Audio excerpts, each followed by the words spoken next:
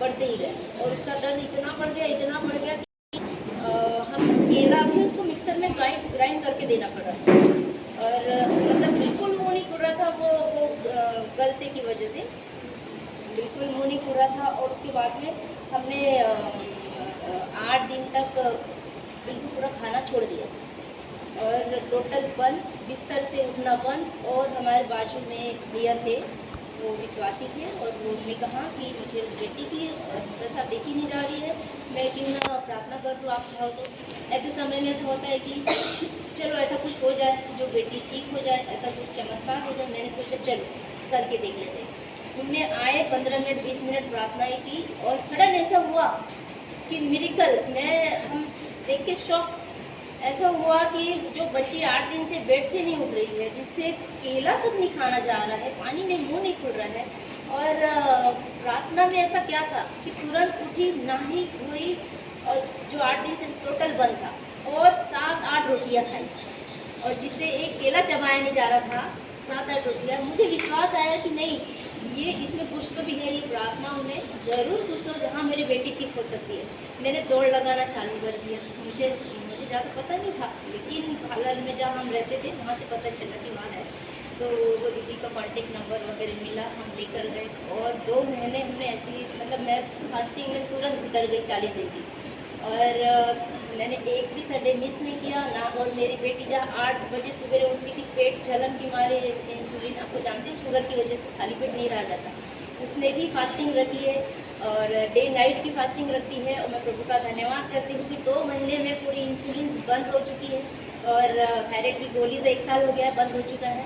और एक चीज़ ये भी है कि अभी थोड़ा बहुत है सिम्टम्स, मतलब काफ़ी कम हो गए। जहाँ 30 पॉइंट 28 पॉइंट लग रहे थे इंसुलिन, वहाँ पे 6 पॉइंट 8 पॉइंट पे आ चुकी है। और मात्र 2 टाइम हम देते हैं, वो भी हमारी तसल्ली के लिए, लेकिन प्रभु ने उसे चंगा कर चुका है। मैं प्रभु का धन्यवाद करती हूँ। और दूसरी चीज़ ये है कि मेरी वाली जो मुझे अस्थमा था, मैं गई तो अपनी बेटी के लिए ली, लेकिन मुझे अटैक्स हुआ। जैसे ही मैं बाइबल पढ़ती थी, मुझे दिन में 3-3 4-4 बार अटैक्स होने लगे, और ऐसे अटैक होने लगे कि मैं बिल्कुल सांस लेने में ऐसा लगता था मेरी सांस कोई पकड़ रहा है, मुझे बाइबल पढ़ने से रोक रहा है, मैं फास्टिंग करने से कुछ रोक रहा है। और मैं समझ नहीं पा रही थी ये क्या है। लेकिन जैसे ही मैं बाइबल पढ़ने जाती, वो वचन को पढ़ती थी, मुझे ऐसा लग रहा था मुझे वहाँ से सांस आ रही है, ऐसा लगता था कि सांस आ रही, कोई एक टॉनिक एक चम्मच मतलब भर के मुझे पिला रहा है, जिससे मुझे सांस आ रही है, ऐसा लगता था। फिर मैंने प्रभु पे विश्वास किया, तो मैं हॉस्पिटल नहीं गई, और मेरी अस्थमा के पम्प्स भी छूटे, मेडिकल छूटा। और मेरा बेटी को भी एलर्जी की प्रॉब्लम थी, जो मुँह भर के बलगम आ जाना, छींके आना आँखों में, एनी टाइम कोई भी सीजन रहो, एनी टाइम होता था, वो भी बंद हुआ। और मैं मेरे हस्बैंड का बताती हूँ, उन्हें भी शुगर बीपी था, वो तो चर्च नहीं जाते थे, लेकिन ऐसा हुआ कि उनके वाले भी बीपी शुगर की गोलियाँ छूटी है। मैं प्रभु का धन्यवाद करती हूँ, और आगे भी परमेश्वर हमें चलाएगा।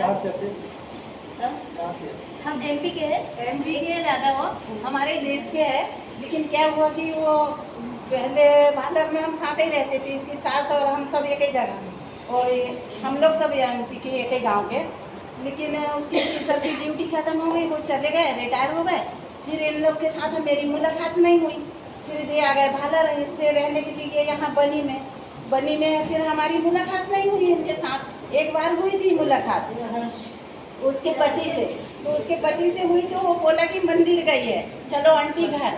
तो मैं बोली घर में वो नहीं है, तो मैं क्या करूँ जाके, मैं गई नहीं। तो फिर इनके साथ मेरी मुलाकात हुई नहीं, तो हम इनसे मुलाकात तो हुई नहीं। तो जे कहीं से मुलाकात हुई इनकी, तो फिर वो प्रभु जी के इसमें गए। और फिर इसके बाद में मेरे को मालूम हुआ, तो मैं बोली मेरे को तो नहीं बताया ऐसे, हम तो बहुत दिन से हैं, हमको 4-5 साल हो गए, और बताए नहीं मेरे को। तो फिर मालूम हुआ, बोले हम लोग यहाँ पे जा रहे हैं, बोले वो हालत में नहीं।